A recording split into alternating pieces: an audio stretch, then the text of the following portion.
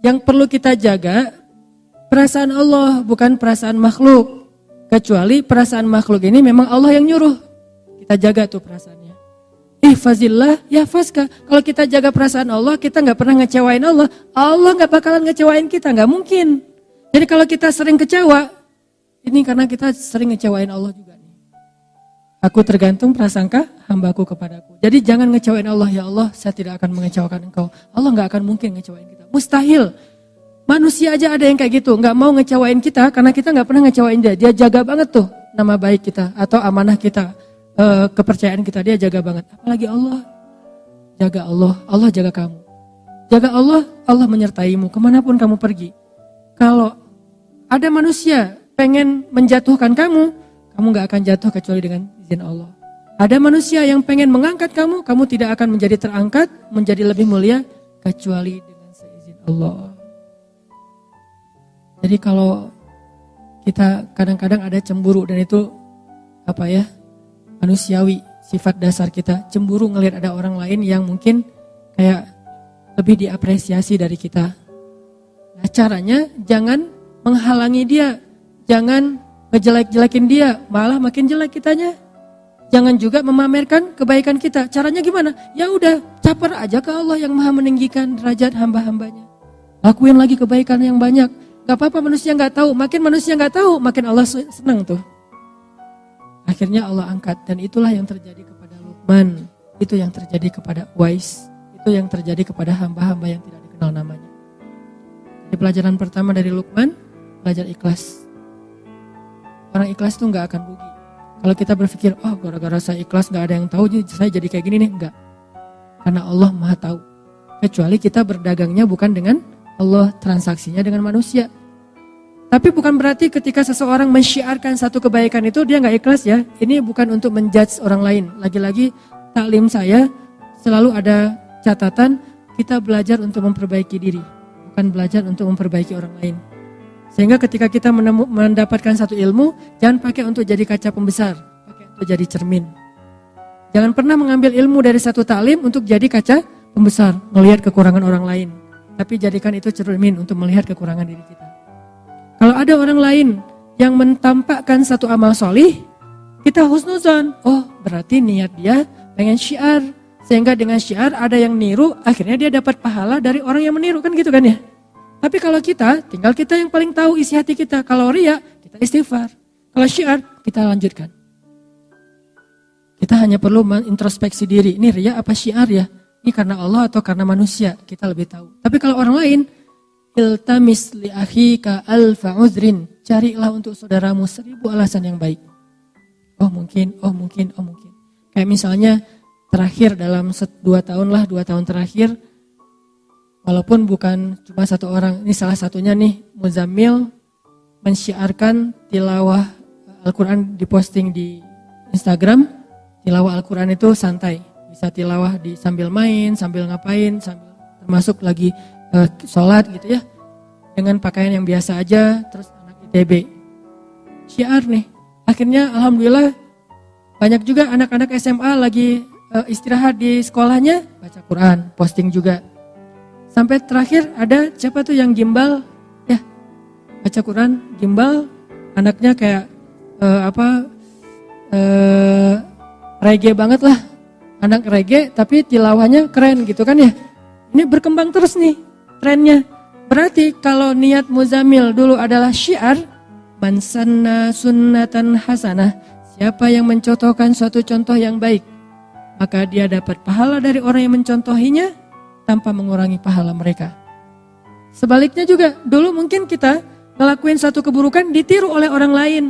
Berarti kita juga mendapatkan dosa dari orang yang meniru tanpa mengurangi dosa mereka. Na'udzubillahi min dzalik. Jadi gak menjudge orang lain. Cuman untuk diri kita harus hati-hati. Kadang-kadang awalnya sih syiar, tapi lama-lama syiar plus riya. Kayak mau ngaji pas ngaji di rumah biasa-biasa aja. Pas ngaji di halte dibagus-bagusin. Kenapa? Biar jadi syiar kan. Mudah-mudahan gara-gara saya ngaji di halte keluarin Quran. Padahal nggak pakai Quran juga, pakai HP juga bisa kan. Tapi kalau HP kan nggak ketahuan lagi ngaji. Bisa aja lagi chat gitu. Sengaja dia HP ada sih aplikasi mushaf tapi dia keluarin Quran ngaji gitu. Niat awalnya syiar. biar ditiru sama yang lain. Ternyata orang-orang pada ngelihat ke arah dia, dibagus-bagusin bacaannya. Alhamdulillah nih, pas udah ditiru, rame orang yang kayak gitu. Halte-halte mulai banyak yang ngaji, dia ngomong dalam hatinya, ini gua yang pertama ngelakuin. Tuh kan? Ini nih, ujiannya di situ. Bukan gara-gara itu kita jadi nggak bersyiar. Itu godaan setan juga tuh. Lo nggak usah beramal soleh daripada riya. Itu setan gitu juga tuh.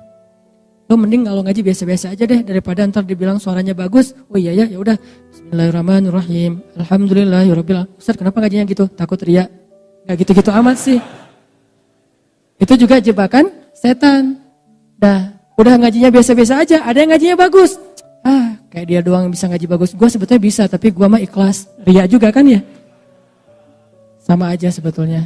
Makanya islahul qulub, tazkiyatun nufus, perbaiki hati kita. Mungkin pembahasan tentang Luqman ini akan kita coba bahas dalam beberapa pertemuan ke depan. Malam ini kita coba fokus dulu dari sisi sosok Luqmanul Hakim yang sangat sederhana, yang bahkan bisa dibilang orang yang khafi. Jadi di antara hamba yang Allah sayang banget, spesial banget di sisi Allah itu taqi, khafi, terus apa lagi gitu. Salah satunya khafi. Khafi itu artinya dia itu nggak mau terkenal. Walaupun terkenal itu bukan sesuatu yang negatif. Karena banyak juga sahabat justru karena ketenarannya maka efek kebaikannya lebih viral. Tapi ada orang yang memang memilih nggak mau terkenal. Kalau sahabat Nabi yang kayak gini siapa? Nanti teman-teman bisa cari cerita tentang dia. Abu Dzar Al-Ghifari. Abu Dzar tuh gitu banget tuh. Gak mau dia sama sekali tuh orangnya tuh gak mau kalau dipuji atau terlihat agak sedikit menikmati dunia itu gak mau banget. Padahal menikmati dunia itu gak dilarang dalam agama.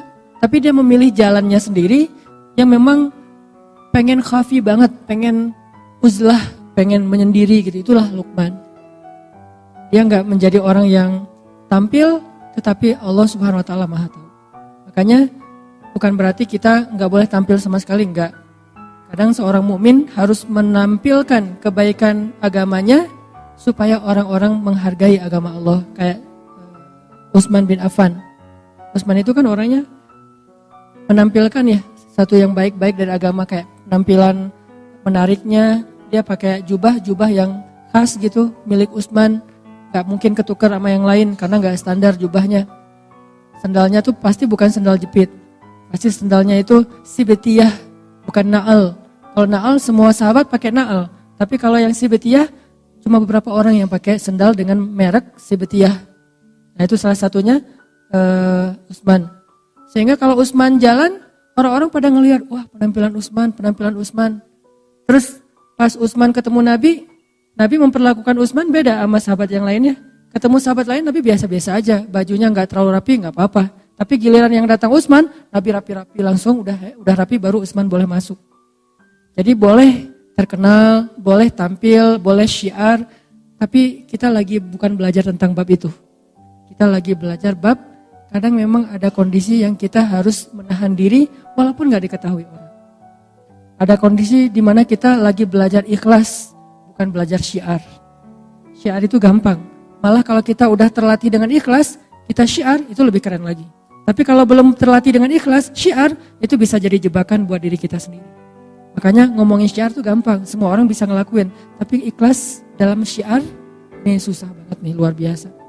Kadang-kadang kan keikhlasan kita itu bukan di awal rusaknya, tapi di tengah atau di akhir. Di awal kita tuh udah ikhlas banget. Di tengah ada masalah sama teman-teman kita, mulai kecewa. Tahu gini saya nggak akan ikut, tahu gini saya nggak akan bantu, tahu gini, kan mulai terganggu nih keikhlasan kita di tengah. Atau kadang-kadang nggak di tengah, di akhir. Pas udah beres, udah selesai semuanya, udah sukses acaranya, ternyata ada teman-teman yang mungkin qadarullah dengan takdir Allah dia muncul di media. Mungkin dia dipuji-puji sama teman-teman yang lain. Tiba-tiba dia dapat jabatan jadikan sebagai calon ketua organisasi. Nah kita yang habis-habisan gak ada yang menghargai. Di situ mulai jadi godaan buat kita riya. Kalian tahu gak acara ini siapa di baliknya? Mulai kepancing. Atau ada yang ngecewain kita nih. Kita udah ngelakuin satu kebaikan, ikhlas banget nih awalnya. Saya bantu dia karena Allah di awal. Di tengah, gak apa-apa. Ternyata yang kita bantu itu gak selesai urusannya. Kita tambahin bantuannya, gak apa-apa karena Allah. Di tengah masih ikhlas. Di akhir masih ikhlas. Alhamdulillah dia udah sukses sekarang. Kita ikhlas, gak mau nyebut-nyebut kepada siapapun. Tapi setelah beberapa tahun, kita suatu saat butuh dia. Pas kita butuh dia gak mau bantu kita. Padahal dia bisa membantu kita waktu itu. Mulailah keikhlasan kita terganggu. Mulai kepancing nih. Kayaknya dia lupa ya. Siapa dulu yang membantu dia awal-awal ketika baru merantau. Ketika dia masih kuliah. Semuanya saya biayai keluar satu-satu. Semua yang disebutin itu gugur pahalanya di sisi Allah. Jadi keikhlasannya gak keganggu di awal, gak di tengah, gak di akhir. Tapi sometime, suatu saat nanti entah kapan-kapan gitu. Bisa aja setelah bertahun-tahun baru keganggu keikhlasannya. Habislah pahala yang selama ini udah kecatat di tabungan amal kita hilang lagi tiba-tiba. Dihack sama riya. Ini yang terjadi. Luqmanul Hakim istimewanya di bab itu teman-teman. Dia gak istimewa di bagian ilmu yang banyak, enggak. Dia gak istimewa dari fisiknya yang kuat. Malah dia orangnya pendek, kulit hitam dari Ethiopia. Kampungnya Bilal bin Rabah. Ada Bilal, ada Wahsy, ada Luqman, ada An-Najasyi. Itu orang-orang Ethiopia. Orang hitam, pendek, budak pula yang diperjualbelikan. Dan ketika dia jadi budak, bukan budak kan budak itu punya banyak kerjaan nih. Ada budak yang memang dibeli untuk jadi tentara bayaran, berarti badannya bagus, tangguh nih. Kalau Luqman, dia budak yang kerjanya ngapain? Kerjanya ada yang bilang najjar. Kerjanya itu bantu-bantu tuannya untuk bikin kayak meja tukang kayu lah. Tapi ada juga ulama yang bilang dia bukan najjar, dia itu yang jagain ternak, kayak siapa tadi? Wise. Berarti kan secara fisik nggak banget nih, nggak good looking gitu. Tetapi karena dia punya keikhlasan, itulah keistimewaannya. Jadi benar hadis Nabi, sesungguhnya Allah tidak melihat kepada fisik kalian. Allah tidak melihat kepada harta kalian. Allah tidak melihat kepada status atau pekerjaan kalian. Allah melihat kepada hati kalian. Kalau kita pengen jadi hamba yang istimewa, milikilah hati yang istimewa. Tidak masalah punya fisik yang istimewa, kita latih, kita rawat. Punya harta yang istimewa, berlimpah. Punya pekerjaan dan status sosial yang istimewa, kerjaannya keren, menghasilkan uang yang banyak, gak apa-apa. Tapi itu semuanya jadi tidak bernilai kalau hatinya gak istimewa. Sebaliknya, fisiknya biasa-biasa aja, hartanya malah kurang, apalagi malah bukan pas-pasan, malah kurang. Terus status sosialnya cuma budak, kalau hatinya istimewa, Allah angkat tuh. Jadi yang kita coba pelajari, gimana punya hati yang istimewa. Hati yang istimewa itu kalau beramal ikhlas. Kalau ke manusia itu pemaaf. Kalau ke manusia itu rahmah, kasihan, gampang kasihan sama orang lain. Kasihan ya. Kalau orang sering kayak gitu tuh, hatinya mulai istimewa. Jangan bilang, lu kok lemah banget sih, gampang kasihan, gampang maafin. Jadi orang gak punya prinsip. Enggak, dia orang yang istimewa justru. Yang susah maafin itu yang sebetulnya yang gak istimewa. Kalau dibilang, lo gampangan banget sih jadi orang, lo kok lemah banget sih jadi orang, mau aja digitu-gituin sama teman lo. Enggak, justru dia itu istimewa, punya hati yang spesial. Gampang kasihan sama orang lain, gampang gak tegaan, pengen ngasih ke orang lain itu lebih dari haknya. Wafa, milikilah hati yang istimewa. Toh di zaman Nabi juga ada sahabat yang kayak gitu banget tuh.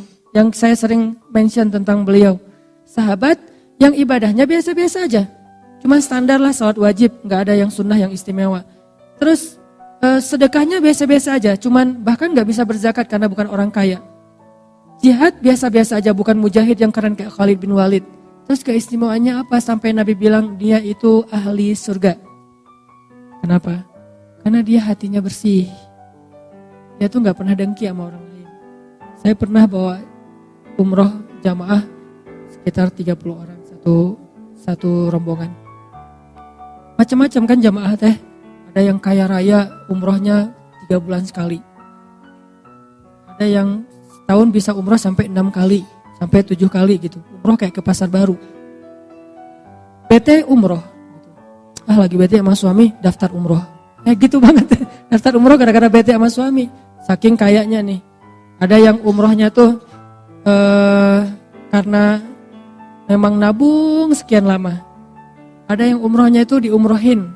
Jadi kayak surprise banget, hadiah banget buat dia. Gak pernah kepikiran bisa umroh, bisa umroh. Dari sekian banyak jamaah, ada satu orang bapak-bapak yang menarik perhatian saya. Beliau baru pertama umroh, orang kampung di pelosok Garut apa Tasik gitu. Terus orangnya udah tua, petani. Setiap hari beliau kalau ke sawah, buruh tani bukan petani, buruh tani. Pergi ke sawah itu jaraknya 5 kilo, berarti pulang balik sehari 10 kilo setiap hari. Makanya tawafnya paling getol tuh. Yang lain tawaf sehari sekali, beliau bisa beberapa kali. Asal sholat jamaah tawaf. Nah ini bapak ini orangnya sederhana banget. Bukan orang yang mungkin secara educatednya orang-orang yang berpendidikan tinggi, orang-orang di kota. Enggak, orang kampung. Yang mungkin cuma lulus SMP atau SD gitu. Bahasa Indonesia nggak bisa. Bahasa Sundanya halus. Kalau bahasa Sunda main mungkin saya masih ngerti nih. Bahasa Sundanya halus gitu. Sehingga diterjemahin sama istri saya. Bahasa Indonesia nggak bisa.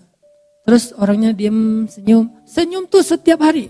Ini orang yang paling sering senyum yang saya lihat. Sampai wajahnya tuh jadi, bentuk wajahnya tuh jadi senyum. Saking rajin senyum kan ya. Kan ada orang yang bentuk wajahnya cemberut, mungkin sering cemberut. Ada orang yang wajahnya emang dia senyum. Dia nggak senyum juga udah senyum gitu teh. Saking sering senyum kebentuk kan. Kayak kita ngelatih otot kita kan kebentuk. Mungkin otot-otot ini nggak tahu ya secara ilmiah. Menurut saya nih, otot wajah itu terbentuk oleh gimana ekspresi wajah kita yang paling sering kan. Kalau kita sering senyum, ototnya pasti keangkat dikit. Jadi kalau mau ngangkat ini jangan pakai alat-alat atau treatment itu. Senyum aja keangkat dikit deh. Pasti itu. Ada yang pengen ini angkat dikit, jangan disuntik, senyum. Insya Allah keangkat tuh. Dia wajahnya tersenyum. Asal ketemu dia. Jadi kita yang lagi capek kan mengurus jamaah umrah tuh lumayan tuh ya. Apalagi haji itu lelah. Pas datang ke ruang makan ada beliau lagi makan gitu.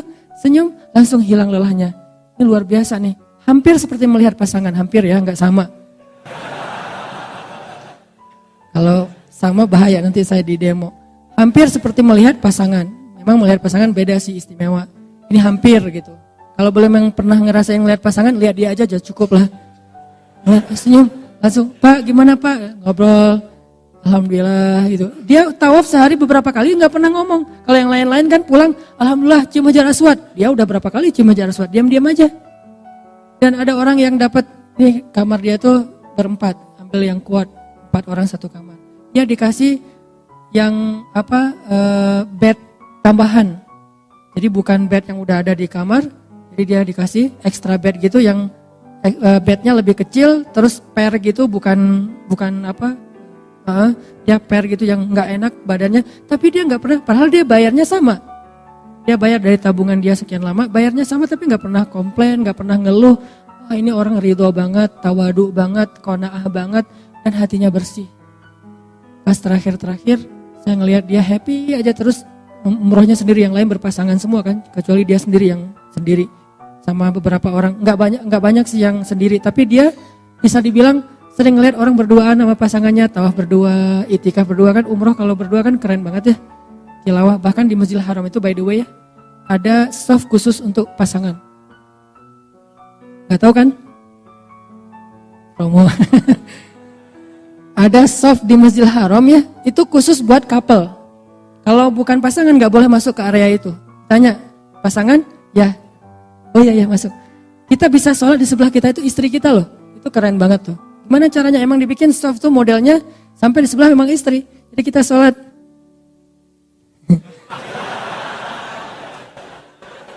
Enggak. Enggak boleh gitu ya. Tapi kadang-kadang gitu juga sih. Ada yang kayak gitu. Dia mah umroh sendiri, tawaf sendiri, makan sendiri, ke kamar. Kadang-kadang karena emang dia orang kampung banget. Kan satu kamar tuh dikasih kunci cuma 2. Kunci kamar. Dia gak bawa kunci. Sering dia pulang ke kamar, temannya baru pergi. Datang-datang tah jam berapa dia nungguin aja sendiri, gak pernah marah sama temannya. Pas datang, Pak udah lama, lumayan kata dia, gitu senyum. Datang-datang tidur, berarti lelah banget tuh nungguin sampai masuk ke dalam kamar langsung tidur. Luar biasa nih orang. Pas udah selesai umroh saya tanya ke dia, Pak apa sih rahasianya kok bisa nyaman kayak Bapak nih, kayaknya anteng gak ada masalah dalam hidup.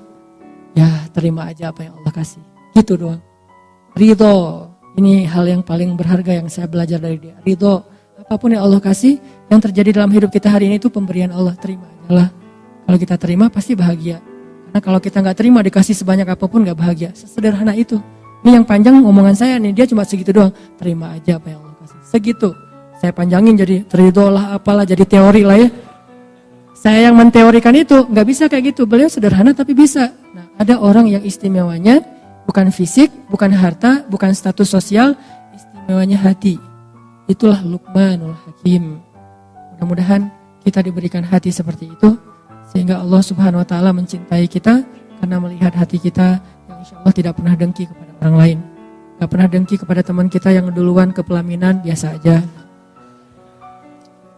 Ini ada surat undangan, dia mau nikah, alhamdulillah.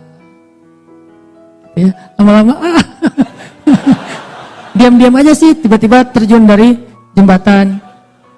Gak ridho aja dengan kondisi yang orang lain dapat nikmat, dia yang paling bersyukur. Orang lain dapat musibah, dia yang sedih duluan. Ini orang luar biasa, hatinya bersih.